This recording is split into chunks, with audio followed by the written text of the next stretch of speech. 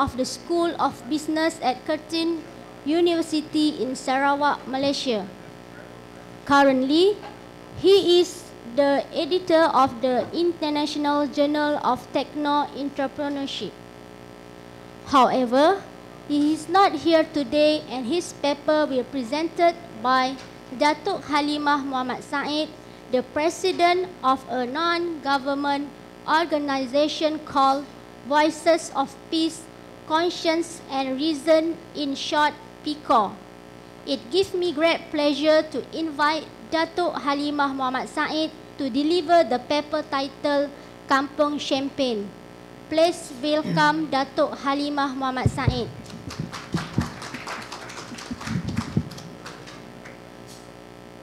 Hello everyone. Assalamualaikum warahmatullahi wabarakatuh.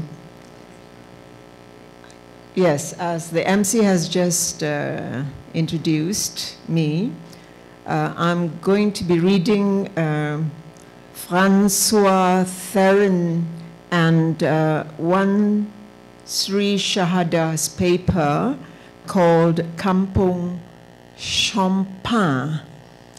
I'm trying to show off. I did 2 years of French when I was an undergraduate, and I still remember the sounds, although I'm not very adept at it now.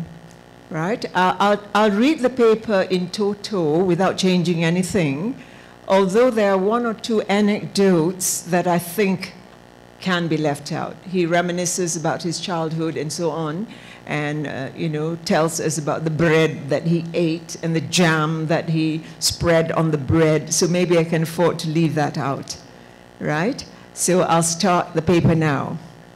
Right. Now, sometimes my wife would call me a kampung boy. I'm always unsure on how to react to this adage. Do I consume it negatively, or is it in fact an outright honor to be referred to as a kampung boy? As you might have already guessed, my wife is indeed a Melayu with kampung roots. Oftentimes, she would adoringly reminisce on her childhood trips back to her grandparents' house, where the entire family would congregate for important festivities and family events. I came to realize that her kampung has a very special place in her heart, however far she has traveled and resettled. I came to realize also that my fond memories of my childhood are very much similar to hers. I'm a Frenchman, and yes, I do admit, I'm a bit of a kampung boy with kampung tendencies, and I'm proud of it. As you would say, balik kampung, we French people would say, à la campagne. Is that right? Pronounced campagne. He actually, teaches me how to do it. I'm actually quite a lucky Frenchman. I have the best of both worlds. I work in Paris during the week to earn a living, and I balik kampung during the weekend, as my wife and children reside in the countryside. The campagne in a small town called Saint-Maur. It was a choice that we made. Mahatma Gandhi once said that the soul of India lives in its villages, and this is true for many countries, and France is one of those. France has 36,000 communes, or municipalities, which represents 1/3 of all the communes of the 28 countries of the European Union. They are sometimes referred to as cities, which has a strong meaning in Malaysia. It is because they are really like cities from a public and political administration's point of view. They have an elected mayor, a city council, a separate budget, may have their own municipal police and manage, for example, the primary schools, waste disposal, the roads, etc. The smallest city in France is known to have a population of, guess how many? 1 person. And the largest one is Paris, with 2 million people, right? So KL is a much, much larger city than Paris. The average population is only 1,700 inhabitants per commune versus 4,000 in Europe. In terms of size, 45% of the French communes are less than 10 kilometers square, some of them being 0.5 kilometers square in size. This is one of the main characteristics of France, inherited partially from the feudal system and maintained after the 1789 French Revolution. I'm distracted by some voices on the right. Can we have less whispering? I'm a control freak, okay? Right. The commune is really the entity that people would refer to when asked where they come from, more than any other state subdivision. Ever since the kings in the Middle Age, France is a very centralized country, but French people don't like that, which means they don't like being ruled by Paris. And the communes are the way to make them feel that they control their own destiny. Migration is the next subtopic. In France, there has been a growing trend for people to move back to the countryside. As the bigger cities become ever more polluted, increasingly congested, blatantly expensive, with questionable level of security, young families especially head towards smaller provinces. Raising their children in a sounder environment is the greatest pull factor away from the stressful settings and conditions that are usually synonymous with city living. The allure of setting up base in the countryside is just too many. All right, I'm leaving out some sentimental references to opening windows and bird song and so on, yeah?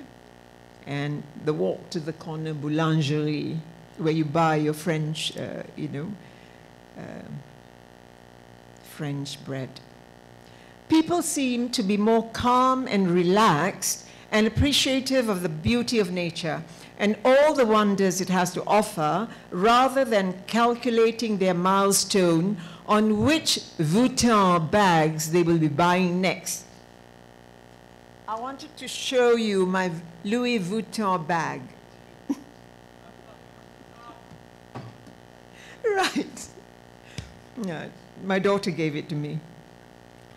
Or which fancy car they could buy, all right? I was raised in Châteauroux, situated in the central province of France, now largely agricultural. Right, my life was simple. My most affectionate memories were the very frequent trips and stays at my grandparents' house at an even more remote village called Saint-Sever, where my mother was born. Now, this is my reference of a true French kampung, that's Saint-Sever. Right, some of you may know it. Right, living was certainly a real pleasure, right, in the kampung, French kampung. Life was somewhat uncomplicated. The French countryside these days has much evolved. One can almost get all the facilities and services of a large cosmopolitan city. So however remote your refurbished flour mill abode is from the district center, the state ensures that your basic necessities are met. For example, Châteauroux is the business district of the Indre region. All right, so it's well equipped with all the modern amenities, including well-equipped hospital and clinics. So you're never far away from civilization, unlike those days when you're in a kampung environment, you're cut off from a lot of the facilities and amenities. So the French kampung is slightly different. The state moves in to provide the, all the living facilities. Now, and then he tells the story of one of his 80-year-old neighbors who had a complex medical procedure, but he was not lacking in treatment and in hospital because he was rushed by aeroplane to the nearest big hospital, which is done here to some extent, right? Now, people from Sabah, Sarawak, from the remote areas of Sabah and Sarawak get flown to Kuching or to Kota Kinabalu, you know, and if they're fast enough, they get the best treatment in these hospitals. Now, with all these removed from a person's worry list, that is when you go back to the rural campaign, right, you have all these facilities, so you don't worry, yeah? Now, no wonder they choose to say goodbye to life in the city, to set up camp with their loved ones in more idyllic rural settings. The biggest dilemma arises out of the question, how do I make a living from this remote place? So that's foremost on their minds. How do I earn money if I move back to the kampungs, yeah, or kampung? Gone are the days when country living equates to farmers, adventure-lacking individuals, and those who have enough inheritance to be able to live comfortably in the estate of their ancestors in the countryside. Today, anything is possible. Working remotely, as you all know, armed with digital connections, has become a trend, especially for young entrepreneurs, with bigger companies and conglomerates following suit. Internet connections have reached to the remote places with 4G and soon 5G connections available everywhere, almost everywhere. Need to call for a meeting? Yes, go virtual. And here in France, you can be assured that a bus or train station connecting you to that big city you need to go back to meet your clients or staff is not far away. I think this connectivity is still somewhat lacking in Malaysia. We're heading there, but the interconnectivity of the public transport system, the MRT, LRT, bus system, and so on, is not perfect. It's getting there. Right. So he says, and here in France, you can be sure, right, and once you're there, that high-speed bullet train will get you to your destination fast. Once arrived, take the Uber, which we have, right? Hence, connection isn't a problem, right? Now, he says, for the past 30 years, there has been an influx of retirees from UK and the Netherlands that would fill villages in France. It's fashionable now for English people and Dutch people to migrate, to have a holiday home in, well, I was thinking of Tuscany, but nearer than that in Côte d'Azur or Dijon or some of the smaller towns, yeah? And their UK or Dutch pension would be more than enough to sustain a comfortable life in a French kampung, right? In the recent decade or so, we also see working professionals from UK moving to France. CEOs, architects, consultants, any profession where you are at liberty to manage your time, move to villages not far from an airport, and thanks to low-cost airlines, would spend 2-3 days in London and the rest of the week in their village in France, downing the champagne and the red wine and the white wine and what have you, right? Those were the days. Yeah, cheese, I love cheese, right. This is seen as a form of ideal life. Yeah, if only all of us can have the best of both worlds, can. Yeah, we'll try. Yeah, this is happening also for the French people. The phenomenon of moving back from the large cities to the kampung is called in France urbanization. Maybe you can take down that term. Urbanization. Rural, R-U-R-B-A-N-I-S-A-T-I-O-N.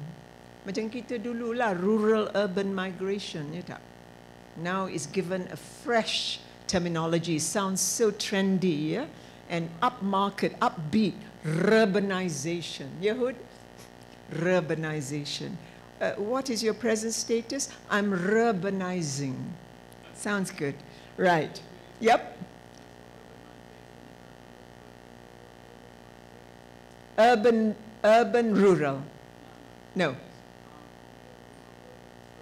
Oh, what do you mean? There's a town.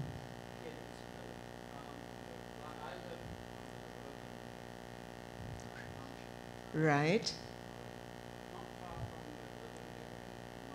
Okay. Right, so it's a universally accepted term, urbanization?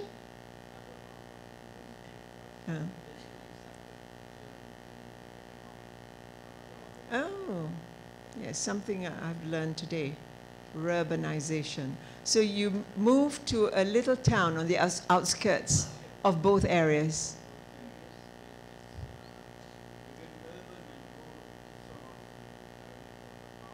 Right, yeah, that's good to know, good to know. Right, yeah, it means that people want to live in a rural area, but in such a way that it is almost as if they were in an urban area, the best of both worlds. Putting the city in the countryside has been a joke in the 20th century, but is starting to become a reality in the ultra-connected 21st century. It concerns currently around 110,000 people per year in France, out of 66 million inhabitants, so that's quite a large number. Now, this is the last point, a rather important, significant point. He asks questions. Where do we go from here? What are the implications? Yeah? As France is one of the few countries in Europe with a growth in natural population and of regular immigration, the demographic pressure will certainly reinforce the movement of people from urban areas to the kampungs. The question is more what it implicates. Kampungs were before a strong social cement of the population. People would marry among each other, one another. People would all know one another and support one another when needed. I'm not sure that this kampung spirit will be reproduced by the return to the kampung of the ones who are privileged to be able to do it. Unless it is supported by an economic rejuvenation, which is rather unlikely in areas where the economy is based on agriculture, a declining sector in France for the past 100 years, most of these new migrants or returnees to the kampungs may behave as they do in large cities. It is therefore the duty of the public authorities to create the areas and moments necessary to develop or redevelop that kampung spirit, the kampung spirit, the psyche of the people, right? By organizing events where people can meet, where newcomers can meet established ones in terms of urbanism. It means also developing areas where people can bump into each other naturally, where people can walk and not only take their cars.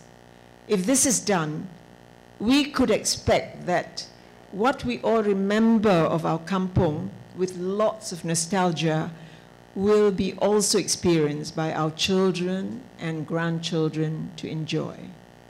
And his last exclamation is, Jom balik kampung. Right.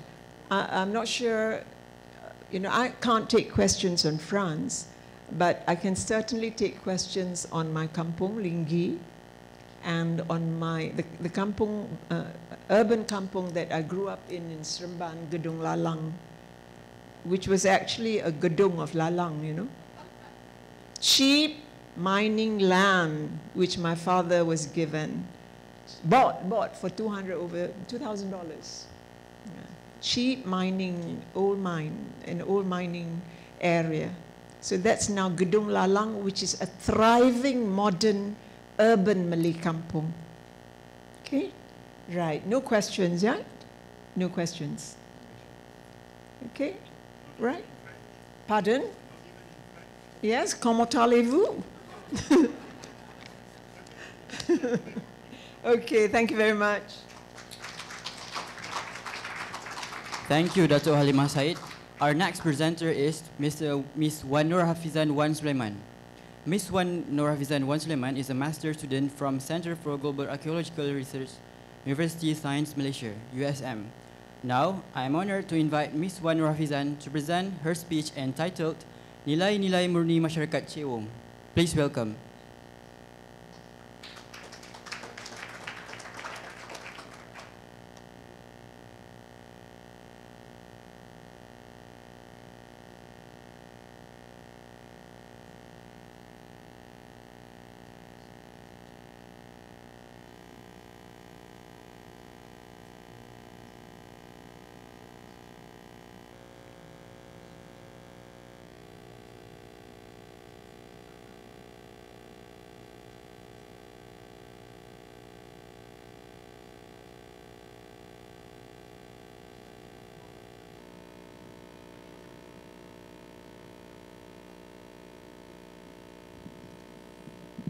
Ladies and gentlemen, may I have your attention, please?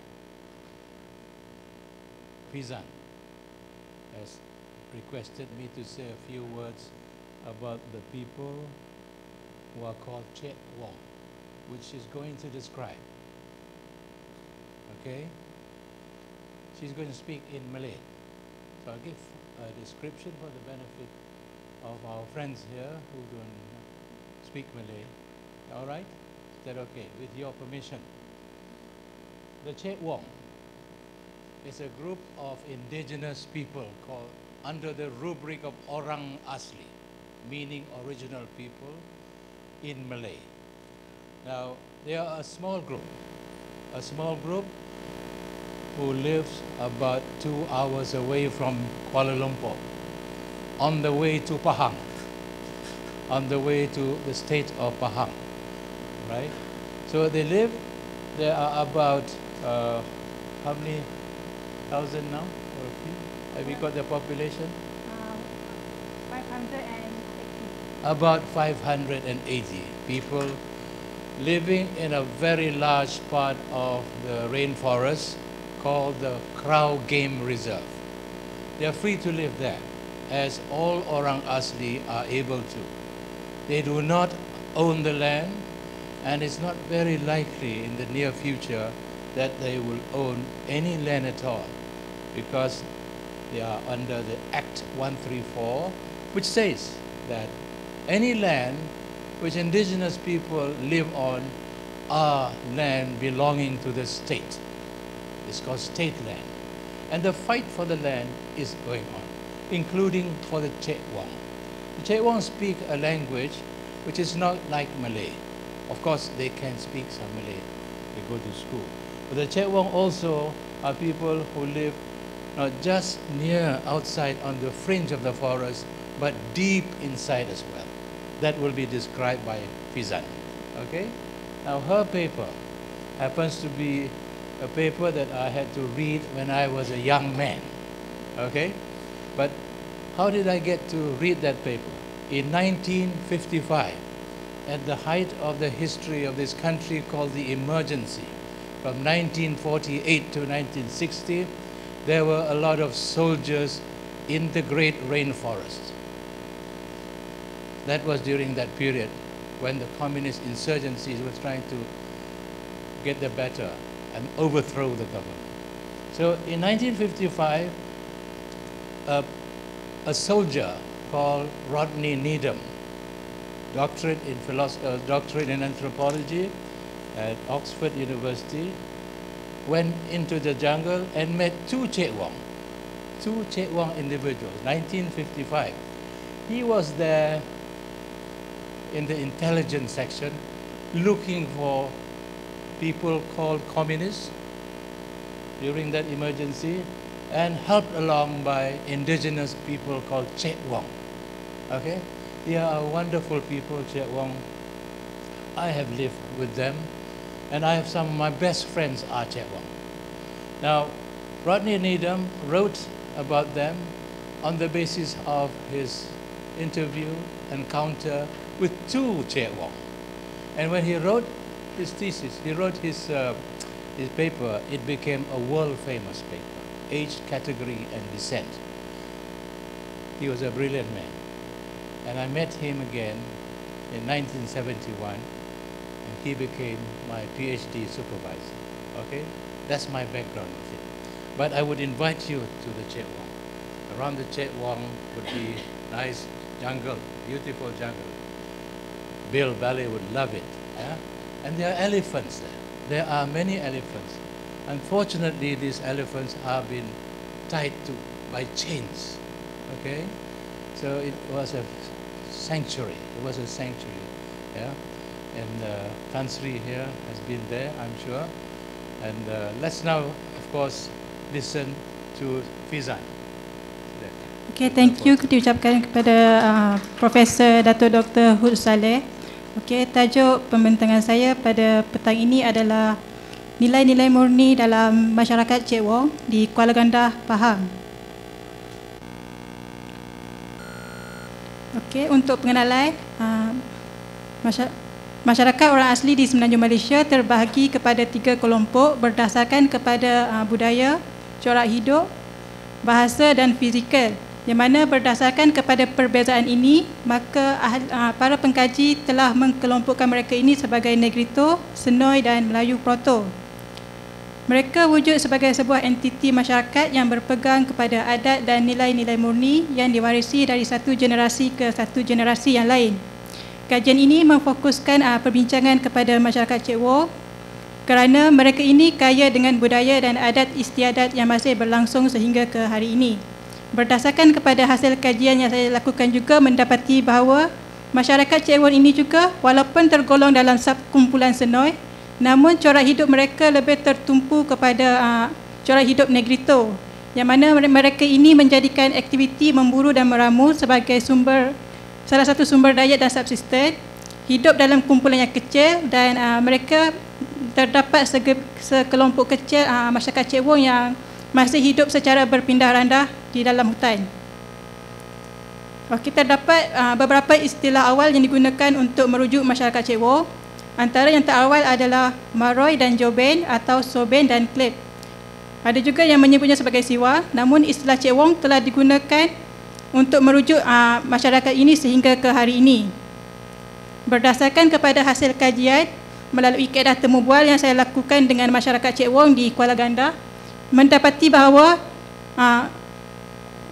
istilah Cik Wong itu membawa dua maksud, yang mana Cik bermaksud orang dan Wong bermaksud perempuan. Taburan penempatan masyarakat Cik Wong boleh terdapat di daerah Temerloh dan Pahang, Rauk Pahang, dan jumlah keseluruhan masyarakat Cik Wong adalah sekitar 518 orang ataupun 124 buah keluarga. Masyarakat Cik Wong ini bertutur dalam bahasa aslian Afro-Asiatik Mong-Khmer, yang mana bahasa ini dipertuturkan secara meluas di tanah besar Asia Tenggara. Ini adalah masyarakat Cik Wong di Kuala Gandah, Pahang, yang mana berdasarkan kepada fisiologi, masyarakat Cik Wong ini mempunyai kulit yang berwarna coklat gelap, mempunyai tulang pipi yang tinggi, berambut ikal, namun ada juga yang berambut kerinting.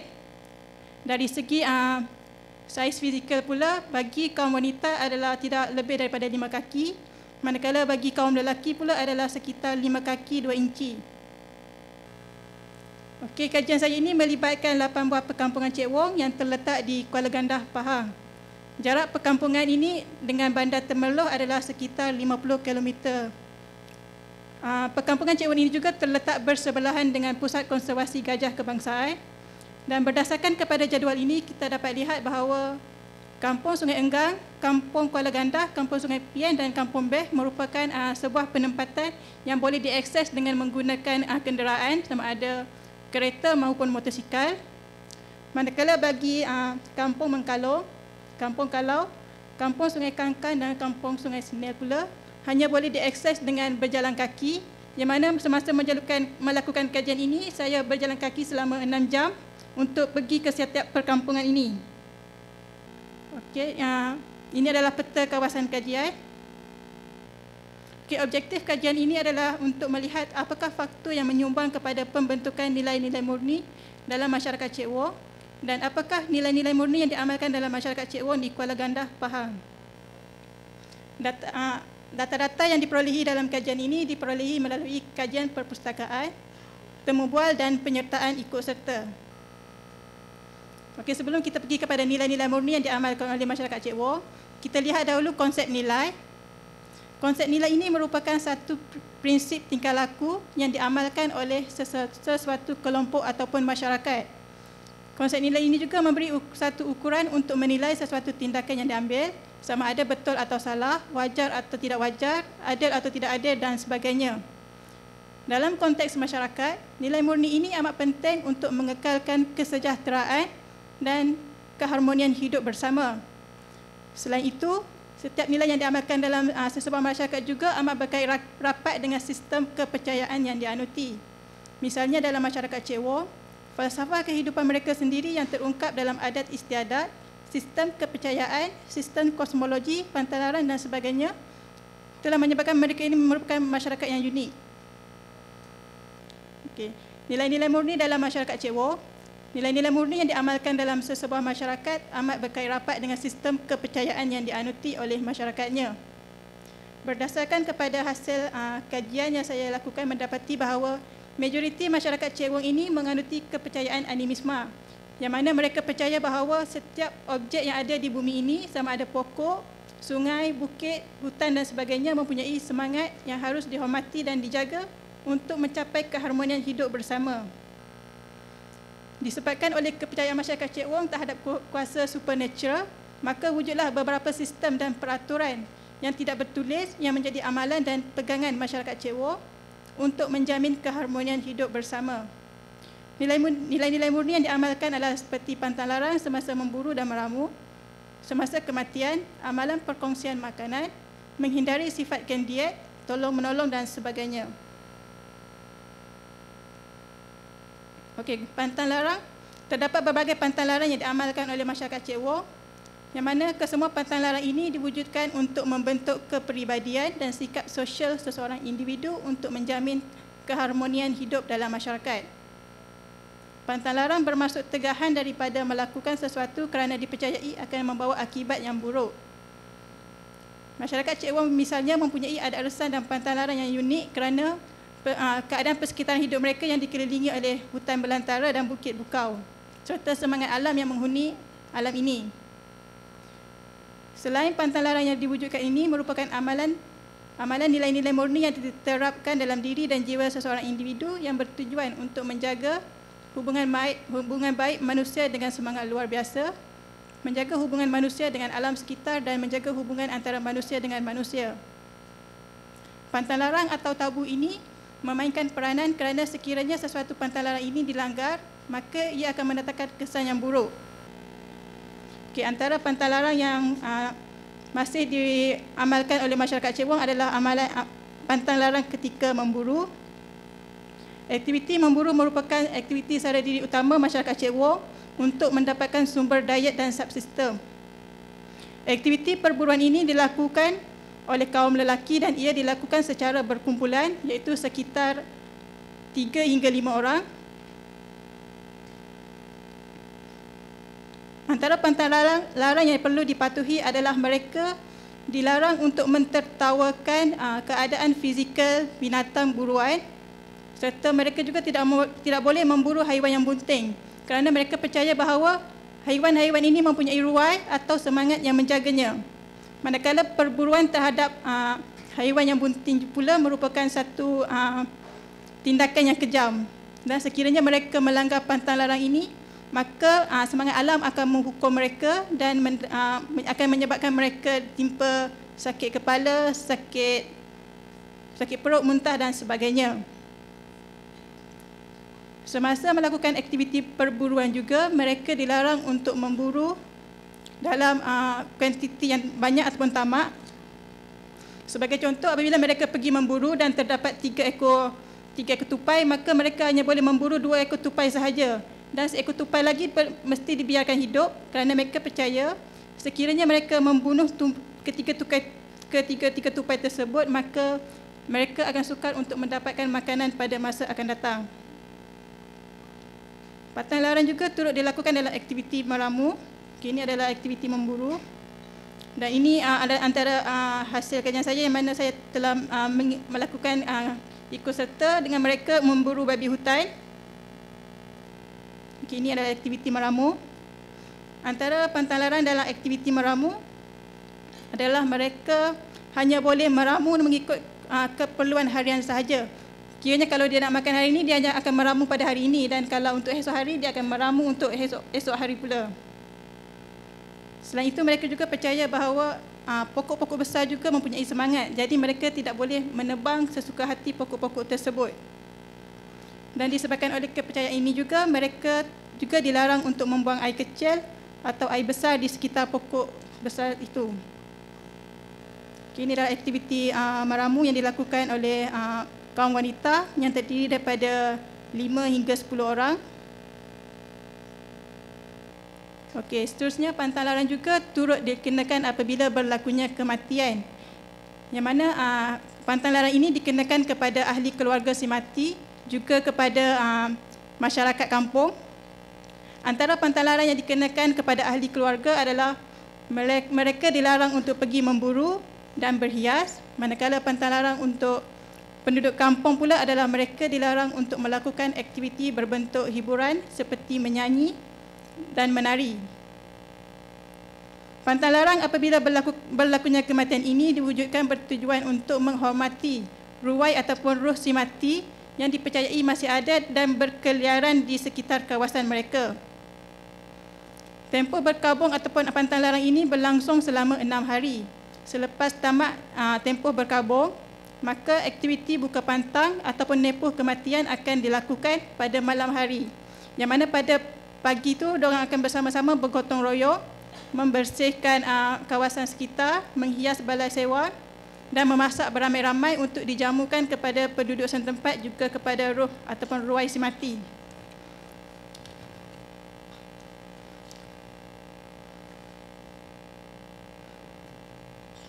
Nepoh kematian ini dilakukan sebagai tanda ucapan selamat tinggal kepada roh si mati yang dipercayai akan meninggalkan keluarga mereka.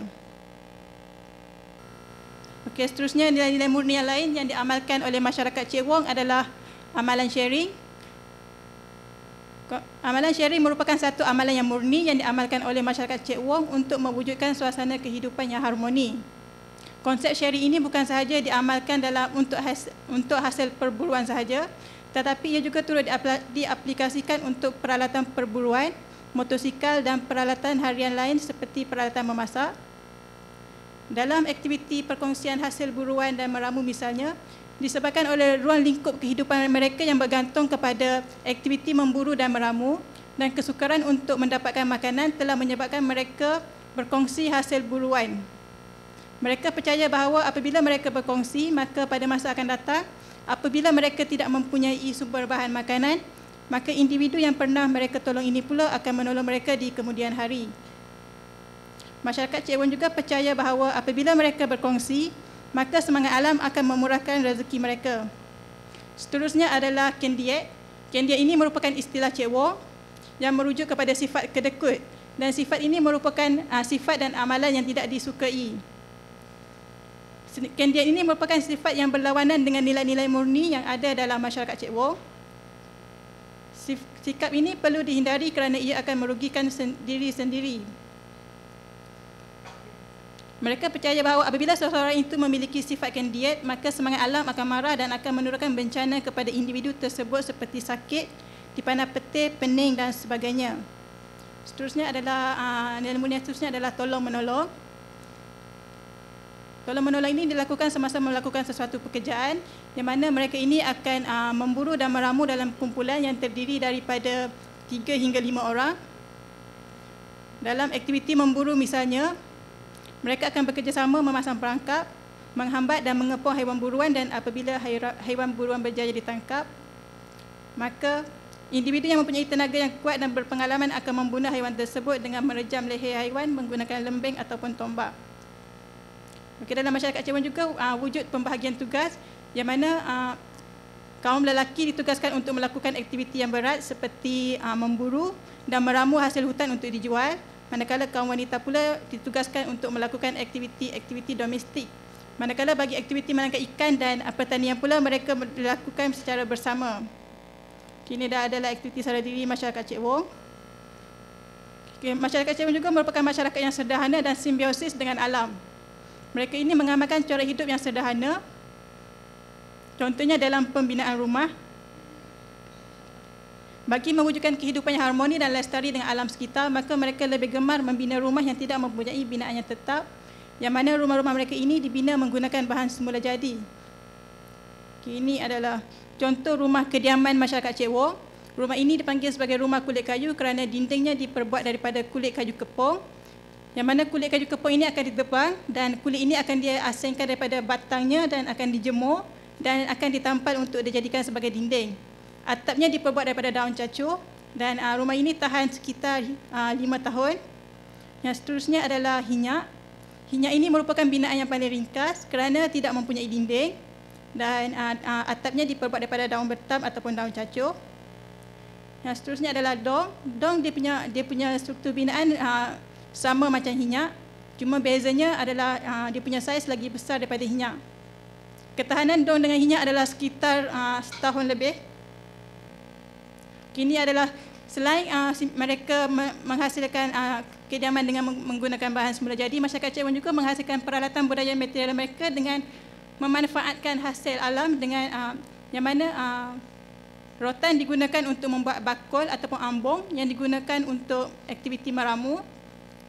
Bulu teming digunakan untuk membuat sumpit dan tugal pula merupakan peralatan yang digunakan untuk aktiviti pertanian, yang mana tugal ini digunakan untuk membuat lubang sebelum dimasukkan biji benih. Okey, kesimpulannya, nilai-nilai murni yang diamalkan ini memainkan peranan yang cukup besar dalam mempengaruhi amalan dan pergaulan sosial dalam diri seseorang individu. Nilai-nilai murni ini dapat memberi manfaat kepada setiap individu tanpa mengira apa jua keadaan. Dalam konteks perkampungan, nilai murni yang diamalkan ini amat penting dalam mengekalkan keadaan yang harmoni untuk menjamin kesejahteraan hidup bersama.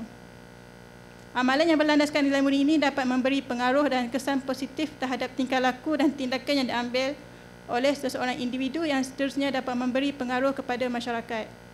Justru itu, tingkah laku yang seiring dengan keadaan persekitaran akan dapat memberi manfaat kepada kehidupan bersama. Okey, sekian. Terima kasih.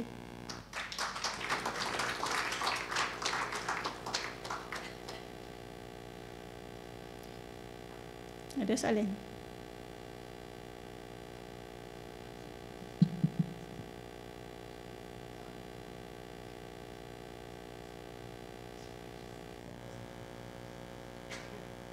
Ladies and gentlemen, we will provide only 2 questions.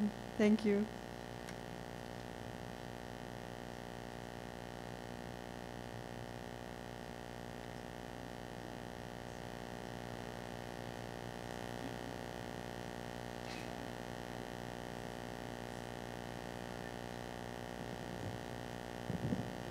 Assalamualaikum. It's very good presentation. Cuma saya nak tanya, kalau seseorang itu tidak mengamalkan nilai-nilai murni yang dimasukkan ini, apa jadi pada dia di dalam perkampungan tersebut? Dia benda ni memainkan semangat supernatural. Mungkin semangat alam akan marah dan akan menurunkan bencana kepada individu tersebutlah. Seperti dia akan sakit, ditimpa sakit. Komuniti mungkin dia akan di pulau. Tapi sebab komuniti masyarakat Cik Wong ni ada lagi yang masih mengamalkan corak hidup yang nomadik. Kini kalau dia gaduh, mungkin dia akan pindah ke tempat lain.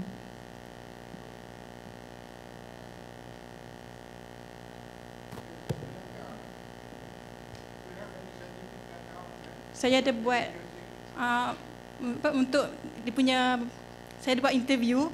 Lepas tu melalui hasil berdasarkan pada hasil interview itulah ada yang mereka ni hidup secara nomadik, semi nomadik dan sedentary.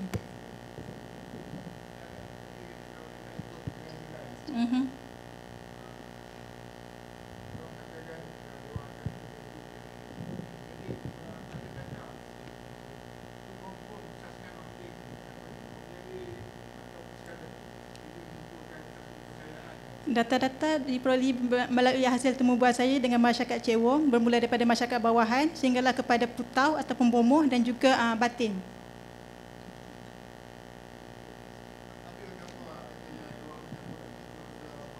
Mungkin tak ada. Saya ada satu soalan.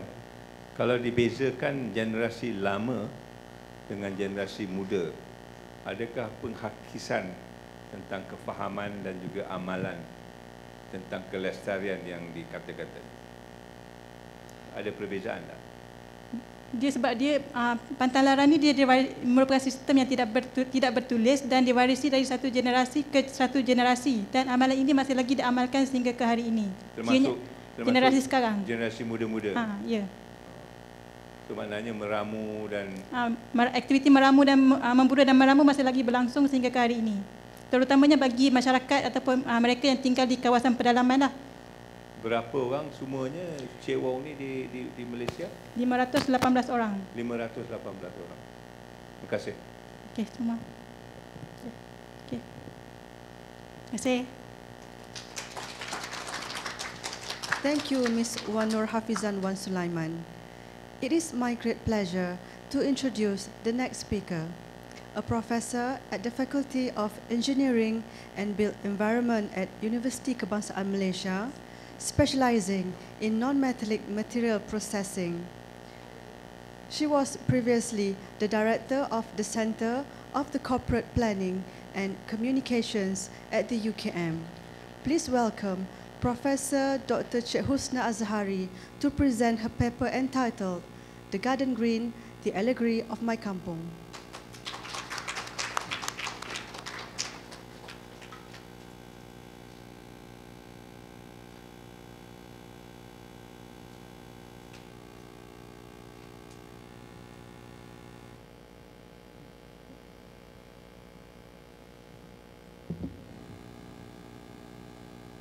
Okay, nanti nak. Assalamualaikum and a very good afternoon, everyone. Actually, I have an alternative vocation, and that is I'm a storyteller. So really my capacity today is to tell a story, and the story I'm sharing with you is from my book. It's called The Rambutan Orchard. And the first chapter of this Rambutan Orchard is called The Garden Green. And why the garden green? Because it is about Jannah. The garden green, kan? Jannah. Jannah is green. And yesterday, if you remember, I have not saluted everyone. Okay, welcome everyone. Assalamualaikum and salam satu Malaysia and all that. I thank you for giving me this nearly the last slot. So it is the job of the storyteller to wake everyone up. And the storyteller from Kelantan is a special one because usually she will play the rabab, all right? So, but today I haven't got the rabab. So today I'll just use my mouth. And why the garden green? Because the garden green is about my kampung, particularly the space where I grew up. It was in this beautiful, gorgeous place called the Rambutan Orchard. And it is the allegory of the other garden green with this Jannah. And yesterday, Brother Ahmad Killer said, all right, that wonderful group of Malays that he met, that came to Cambridge and sort of left a wonderful imprint on everyone. What made them different? It was the place where they come from. It was their little kampungs. It was their jannahs. It was their garden greens. And by the time you are 6 years old or 8 or 10, you are already like, done for. The molding has been done. So I'm going to share what happened in my garden green when I was a little girl. All right? And if people who read my book, well, usually the reviewers say, Cik Husna Azhari wrote in very simple language, but discusses about very serious stuff. I mean, if you're writing and your character is 10 years old, you can't very well write like people converse into paroxysms of fear or something like that, I just say, I got very angry or something like that. Okay, so what do I do? Just... what do I do next, right? Okay, so this is my Kampung Mizan, all right? And my Kampung Mizan is remembered forevermore in a little book called Molo in Perspective, all right? And the pivot of Molo Kampung life, and Molo I fictionalize in all my stories as Molo. And friends say, okay, you always put Molo as the center of the world, but it is really, it's the center of a child's world, all right? And the pivot of Molo Kampung life, or Molo Kampung life, is the masjid. It was constructed by the late Penggawa for his grandson-in-law to teach at the Pondok Tok Guru Haji Abdul Qadir. This Tok Penggawa was, you know, a character, colonial character, and in that time they were, you know, they all dressed in Western clothes and did the usual thing and danced the rumba and tango and what have you. So later on in his life, he thought that I'm not going to meet my maker like this. I must have somebody to be pendinding neraka. And so he got this son-in-law who's going to do all the stuff that he was supposed to do when he was young. And so he built the pondok for my grandfather, Tok Guru Haji Abdul Qadir. And the masjid you see here was constructed in 1920s. And I think the photo was taken in 1935 after Tuan Guru Haji Abdul Qadir came back from Makkah. So one of the interesting things that I think this happens mostly in the Muslim world, that people are very proud of their nasab. All right, lineage is a very important aspect of life, and you must know your nasab. Kata, saya ini sekian-sekian daripada marga sekian-sekian. So if you want to insult anybody, you will say, marga pun tak tahu. You don't even know where your lineage is. And one of the tragedies of modern life is people grow up without knowing their lineage, right? So this is the paternal nasab of the Tok Guru. He was called Abdul Qadir bin Lebai Sulaiman bin Imam Haji Awang bin Imam Wani bin Imam Tengah bin Imam Karim bin Imam Seni and bin Raja Lang Suring. All right. And my paternal nasab is Husna binti Azhari bin Abdurrahman bin Sulaiman bin Sa'mah and bin Diman Bagindo. Diman Bagindo from Pariaman. But I don't think I'm related to the other famous Bagindo. Okay, so here is Molo. It's somewhere. It's somewhere between Pasir Putih and Kota Baru. All right, the Kelantanis will call it into the hinterland. You know, for the snooty Kota Baru people, anything outside Kubang Krian is darat. So when I married somebody from Kota Baru, all right, it's supposed to be the sophisticated clan. So his grandmother used to say, "Nak balik darat ko? Are you going back to the darat?" All right. So anything, who's from Kota Baru? Who's from Kelantan? Yeah. So atas sikit pada Kubakia is darat lah. Alright. Where are you from, brother? Kota Baru. Alright. Ile lah. Ile. Secara ile lah. Pakai ile tak apalah. Bah, kahwin ni kahwin darat kau ile kau.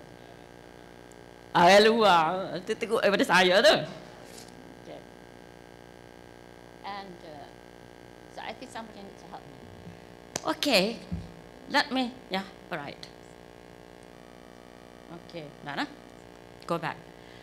So, I want to go back to Molo. Okay. Molo was the jasmine garden of the princess warrior or Perwara. So the male version is Perwira, but the female version is Perwara. So everybody must know Putri Sadong. the Princess Warrior, the adopted daughter of Cik Siti Wan Kembang. All right, and for those who have watched their film, the Langkah Suka, which was about the 4 Patani queens, the 4 colors, Raja Biru, Raja Kuning, and all that, they are about the same time as Cik Siti Wan Kembang. All right, they're very famous as the female rulers, the queen. I don't know, queen means, I don't like to use the word queen, just perwara lah.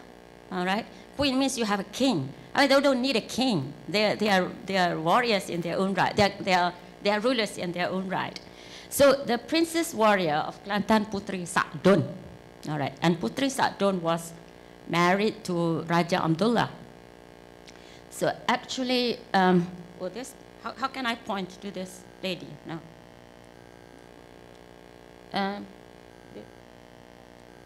The top one. Okay, all right. There's something wrong with this headdress, but never mind. And also with the kres. Actually, the perwaras of Kelantan, they don't use such a long kres. The weapon of choice for Lady Perwara is the badik. Has anybody seen the badik? The badik is much smaller. And it's actually, you don't put such a long thing because you can't really hide it. And the badik is very lethal, but it's also a weapon of stealth.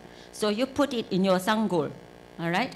So what, put in a nice sanggul. So what actually happened was when Putri Sakdon came back from Thailand, Siam, after having escaped from the clutches, so to speak, of the Siamese king, when she came back to Maligai, where she was, she saw Raja Abdullah on the wedding dais. You know, very flighty. The wife was just gone for a few months and he thought, you know, she's not coming back. So he was there happily in a big bed war, getting married to somebody else. So Putri Sakdon just said one word. She jumped up on the dais and said, "Cheese!" And then took out the badik, and the rest is history. All right? Raja Abdullah was Raja Abdullah in about a few minutes. Okay, the costume, so there's something wrong with this costume. And this one, I think, is a Langkah Suka costume. This is the right costume, 3 pieces of songket, 3 pieces of long songket. This is called the kain klobo. I mean, she's smiling there, but I don't think Putri Sakdon smiled very much. Okay. And this is the Melo flower, okay, which was the origin of my kampung. All right, but the modern founding of Melo was by this lady, again, a lady. So no, don't mess with the ladies of Kelantan. Okay, this, the matriarch called Wan Membunga, all right. So Wan Membunga, actually she was the wealthy merchant, and through her wealth and influence, her husband, Wan Mahmud, but I don't think he was called Wan Mahmud. Actually, he was a Circassian, all right, from Central Asia. You can tell because he's very tall and has got very prominent features. So when he came, so she called him Wan Mahmud, gave him a title, Wan Mahmud, and installed as Penggawa, or the old name was Tok Queng, right? Tok Queng or Tok Nebeng, or I think Mam Wachaprong, the Thaimese version, the Thai version. And she was very clever, so she married her son, Wan Ismail, to Sultan Ismail's adopted daughter, Kumet Saleha. If you're a Kelantis, you know that. Tuku Ismail did not have any progeny. Okay. So that's the modern founding of Melo. So that's the real stuff about Melo. Okay, so dreaming time. You know, when you were children, when you're little, when you were growing up, it was a dreaming time. It was a very beautiful time, okay? And I grew up on a diet of the Jannah stories of my mother. And my earliest identification with the world, with existence itself, was the orchard paradise. All right, that's what I say. This Jannah is like the allegory of the other Jannah. Hence, I began my novella with the garden green, an allegory of the other garden. And this is my rambutan orchard. Okay, the dreaming time is the forming time, the child time, and that of the orchard, the garden green. Jannah, said my mother, is verdant green, cool and shady, filled with fruit trees, the air voluptuous with the fragrant smell of luscious and ripening fruits. Amongst this verdant, luxurious and flowing foliage, gushing rivers flow, cool and sweet, the invigorating freshness of a mountain stream. Underneath the shady trees are carpets, rich damascene green in silk and brocades. On the carpets sit companions, wide-eyed and eternally youthful, drinking from goblets of gold, drinking themselves to oblivion from the cup of knowledge. They cannot utter vanity nor assume vanity, for in Jannah only truth, goodness, beauty, and reality prevail. So let's go back to the real descriptions of Jannah. It is sparkling light, aromatic plants, a lofty palace, a flowing river, ripe fruits, fakihah, a fruit that when you partake, you become happy.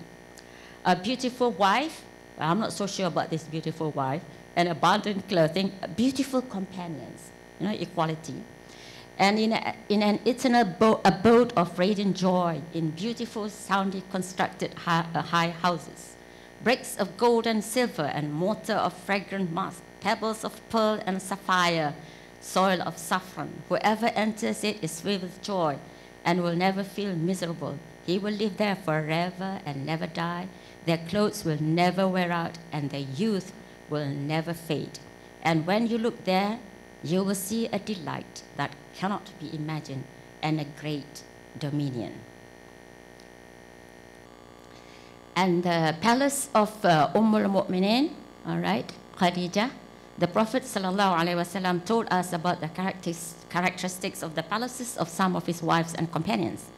Bukhari and Muslim reported that Abu Hurairah radiallahu anha said, Jibril came to the Prophet ﷺ and said, O Messenger of Allah, Khadijah is coming, carrying a container of food. When she comes to you, greetings of peace from her Rabb and me, and give her the glad tidings of a house in paradise, a mode of brocade in which there is no noise of exhaustion. And here you can see the tree of life, which if you like Farsi carpets, this is the tree of life, or it is called the Darakhtani, the Darakhtani motif. Okay, maybe you have all heard about the springs of Jannah. There are 3 springs. First is the spring of Kafur. Verily the Abrar, those who fear Allah, shall drink a cup of wine mixed with water from a spring in paradise called Kafur, a spring wherefrom the slaves of Allah will drink, causing it to gush forth abundantly. So you know, in Jannah you can drink wine. Verily, and the second one is Tasneem. Tasneem is a drink of pure seal wine, Rahul Makhtoum, and it is for people who fast on Thursdays also. And the wine will be the smell of musk, of misk, and this will all those who want to strive, to hasten earnestly to the obedience of Allah. And last is called Salsabil, all right? And there they will be given a drink, a cup of wine mixed with Zanjabil, a spring there called Salsabil. Okay, so Kafur, Tasnim, Zanjabil, and Salsabil. All right. But let me talk about the Kampung construct. So I have argued elsewhere that the concept of Kampung that we have been talking about for the last, I think, 2 days, is not a physical reality as such, in so much that I think it is a sociological construct. To the average urbanite living in modern-day Southeast Asia, all right, which I argued elsewhere that we all share the same things. Most of the kampungs in Southeast Asia, their construct of a kampung is more or less similar. You can see the same foods, the same houses, the same people, the same characters. And I spoke about this in another paper, Ties That Bind. So a kampong is seen to be a place of peace and serenity grouped together in close-knit communities, peace, serenity, close-knit communities, where everybody knew everybody else and most probably meddled in each other's affairs. So in this rural setting, the character that play the role and make it a kampong are more or less similar. So you have the imam, or somebody that is a religious leader or a figure of authority, the headman, the district officer, the nebeng, the tok queen, the teachers, the petty tradespeople, those who work the land, the coquettes, you know, and those on the periphery, having transgressed more, also like the Chewong, you say, and even the obliging fool. Oh, 10 minutes, nearly time. And they can only tell the warmth and comfort of belonging, the safety of knowing who you are. Am I supposed to stop? Oh, 10 minutes. Oh, all right. Oh, okay. 0 minutes. A person with a marga that can be traced by the village elder, seen generations down the line, and a culture of sharing and caring, of tolerance and great compassion. I've got lots of photos here to reminisce. Yes, the kampong construct time, noise, comfort. All right? These are the beautiful ayam seramos of Kelantan and Patani. All right? Food, and a beautiful lady there. Okay. Tranquility and serenity. But the kampong also is a blend of old and new. Great continued values, identity, community, and the great nasab, caring and compassion. And not the end, I said, what is that garden green? A verdant garden of beautiful dreams? Because we are all keepers of dreams, transmitters of dreams in unbroken chains for our children and our grandchildren, and we pressed it into the reluctant hands. So my time is up, ladies and gentlemen. I haven't even finished the story, but it's okay. Till the next time, inshallah. Assalamu alaikum wa rahmatullahi ta'ala wa barakatuh.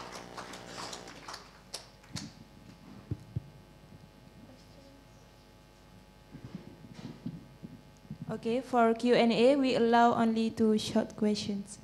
2 very short questions. Yes. Welcome. Your picture of the kampong is a very romantic one. It's a kampong of dreams, more or less. Over the period of time, what changes have you noticed in your kampong from the past till today? My kampong, not very much, fortunately. Not very much. I think one of the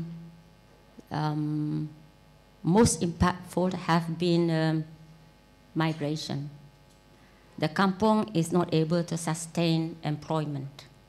And the only people who can work there are teachers. So you find teachers and change in, you don't have people who work the land anymore. It's not profitable to tap rubber. It's not profitable to plant paddy. So mostly they are the teachers, government officials, doctors who open clinics, and of course, the economy is brought back home to Kelantan by this mass orang di perantauan.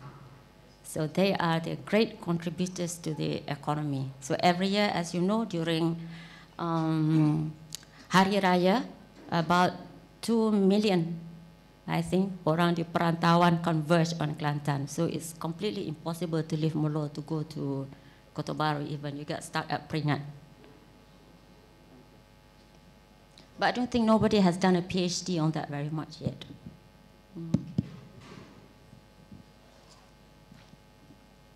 Thank you very much. I thoroughly enjoyed the Thank presentation, the provocation, and the delivery. I used to be terrified of Kelantanese women. Oh, please don't. After listening to you, I am even more afraid now. No, I'm the friendliest Kelantanese lady I know. It's a most stimulating storytelling that I have heard in all my life. This is fascinating. Thank you. Fascinating. I'm just curious. You made this remark that Malays have to be conscious of their Nasab. marga, their nasab. Yes.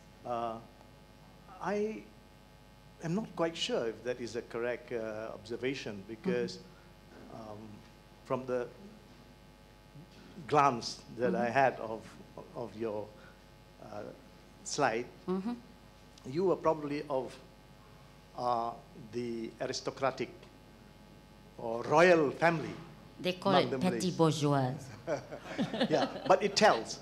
The average Malay, correct me if I'm wrong, usually can't even recall the name of their grandfather or grandmother. That was my question. You know, so I know a clarification would be. That's not entirely true. I think at least in Kelantan that I know, they do recall where their nasab. It doesn't have to be a nasab that is linked to a Raja Lang Suren. It can be linked to some Tuk Bagai somewhere. But I think this is quite, maybe we can have input from, I think throughout the Nusantara. But it is true in traditional societies in Kelantan, and I think, I know for sure that this is true in Indonesia. They take great pride in their marga, and they call it marga as well. I use the term nasab, which is the Arabic term. Yes. Among the Arabs, even Malaysian Arabs, is common, because if you don't have a nasab, you are not an Arab. You can't possibly be.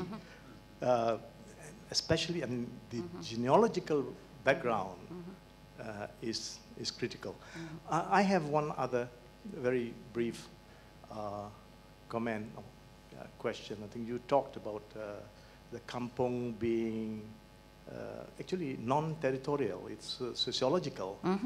I think the kampung, to me, has different levels of meanings or interpretation. That probably could be one. But kampung can also have derogatory connotations. So when you refer to someone as he's very kampung, you look down on him. Yes, the Kelantan calls it darat. Already said that. Darat. Darat. We don't call it kampung. We call it darat. Now, in the context, I would like to compliment USIM for actually establishing the Mizan Research Center rather than the Kampung Research Center.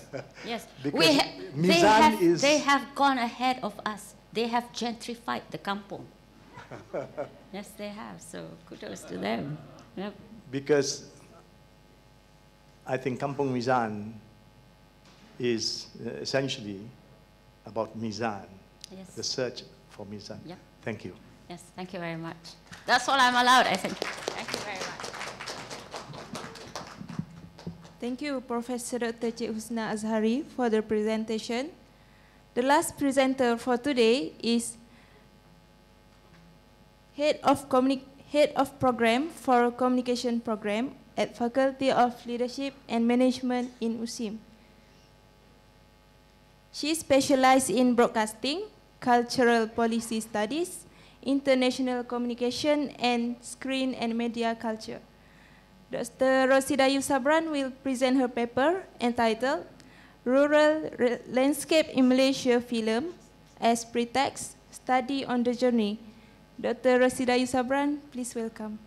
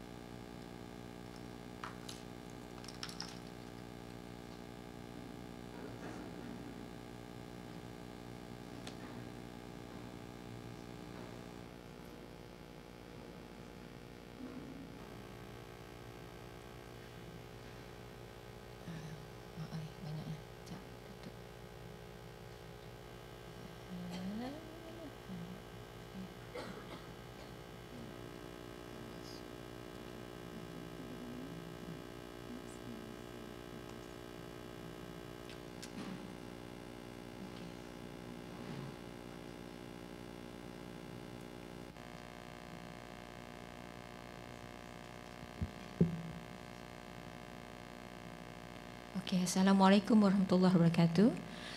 Very good afternoon to everyone.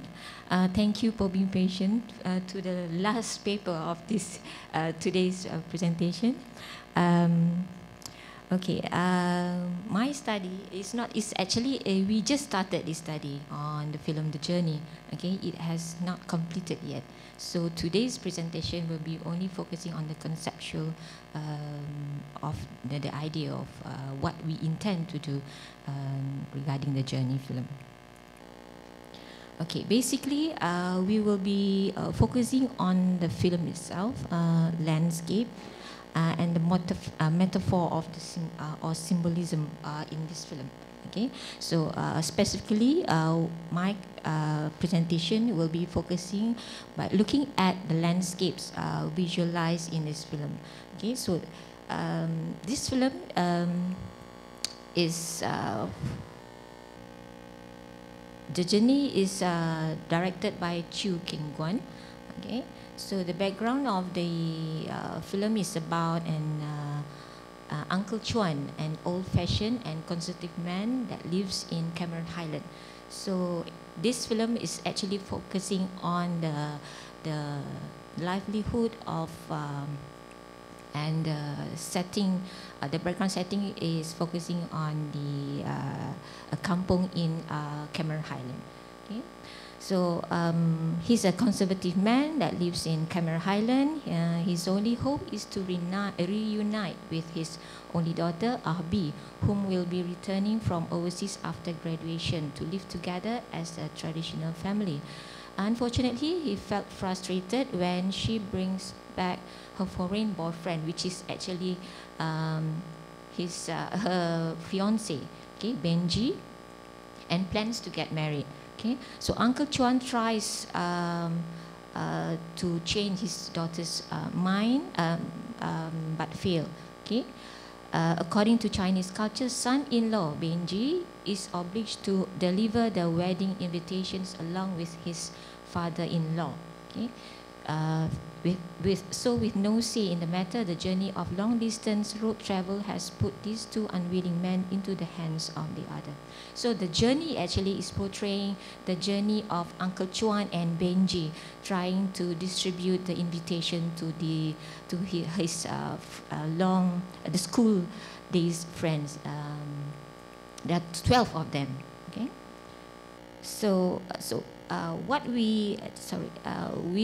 What we will be focusing about the landscape is the functions of landscape as a narrative that serves as a place, the space, and elements of spectacle, and as a metaphor.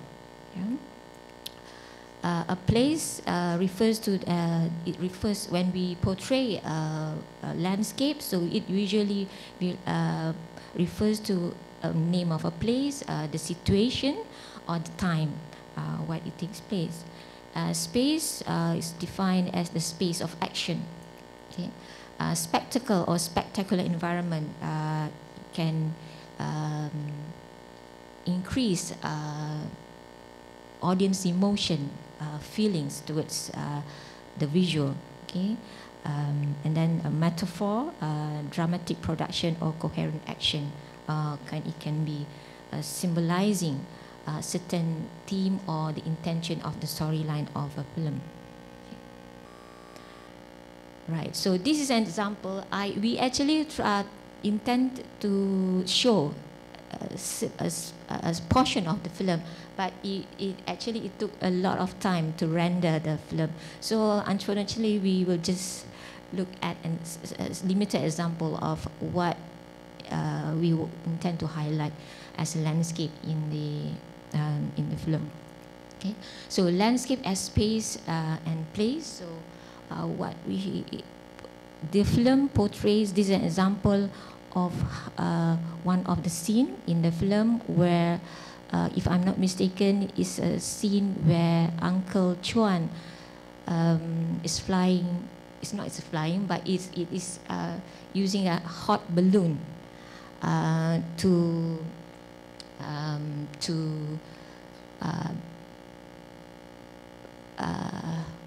what did he carry?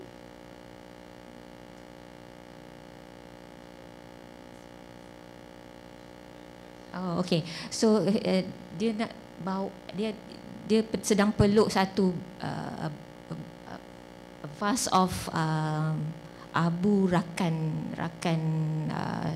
sekolah dia to transport to the school where the school where they studied during those days. Okay, so it's like yes.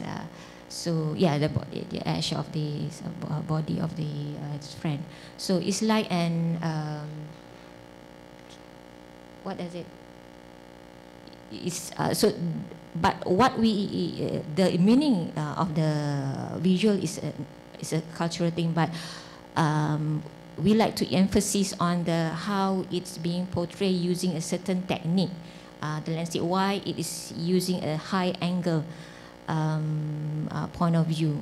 Okay, in maybe in a current situation we use a drone to portray this, or maybe they also use a helicopter to portray this technique. Okay, so it also another point is the place of the journey. We have it involves 6 locations in Malaysian state, which is focusing on Cameron Highlands, Ipoh, Penang, Kedah, Melaka and Johor. Okay, so apart from Cameron Highlands, all the other places are actually the journey that Uncle Chuan went through to disseminate the invitation. Yeah. And the Cameron Highlands setting, especially how it portrays is especially looking at the panoramic and picturesque view of the green landscape, the tea plantation, the field, and I think it in the effort that the director made to highlight, because Cameron Highlands we hardly it's not easy to portray the scenic of the Cameron Highlands unless you have to really walk through all these plantation, and maybe this is another issue of trying to defend or to highlight the specialties of Malaysia. Okay.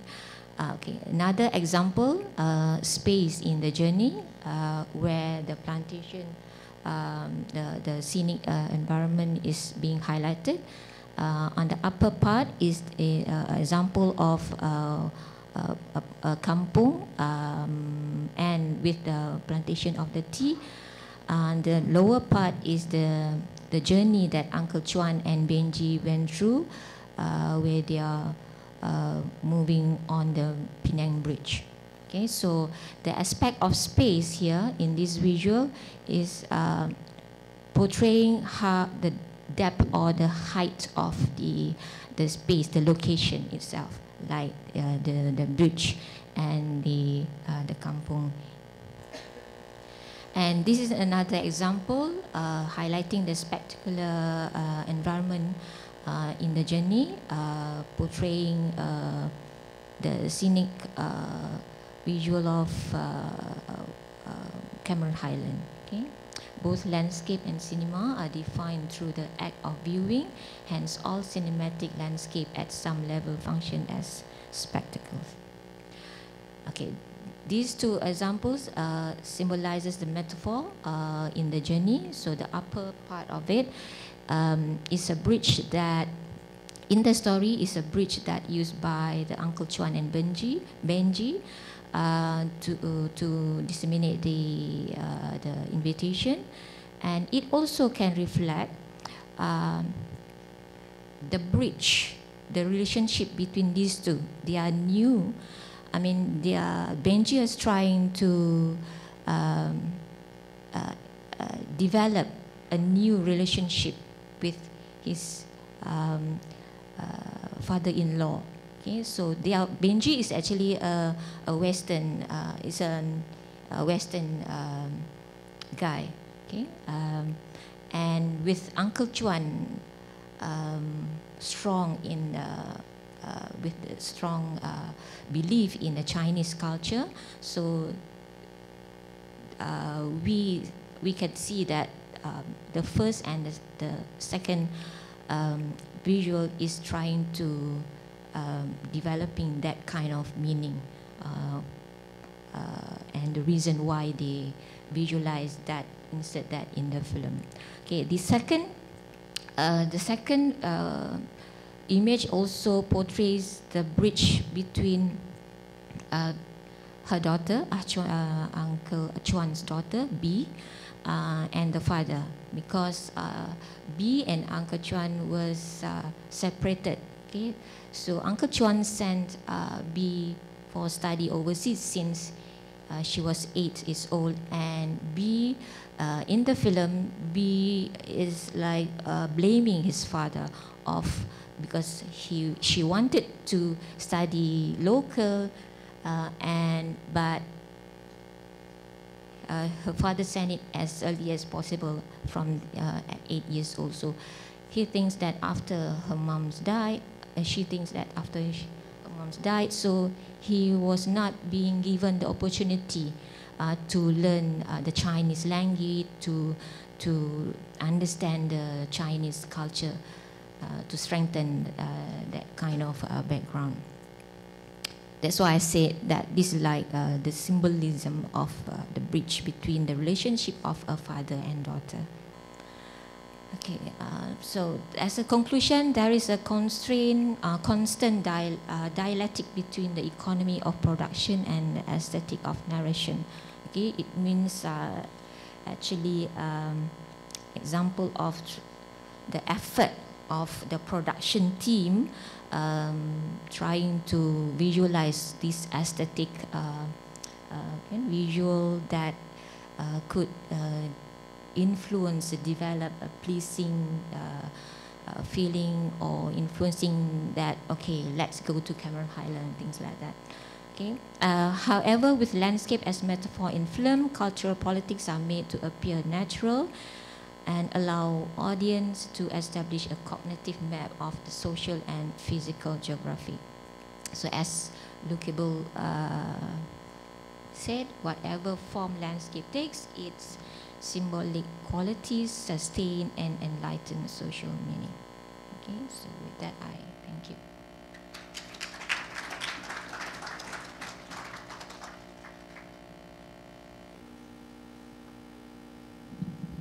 We allowed 2 short questions only for this session.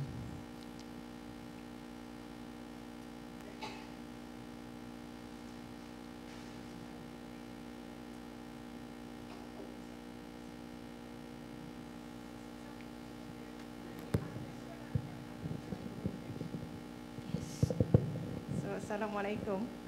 I thought it was an interesting presentation. It's just an observation because I watch Bola Bola as well. Okay. And I think the scenery are marvelous as well. So maybe you could compare these 2 movies.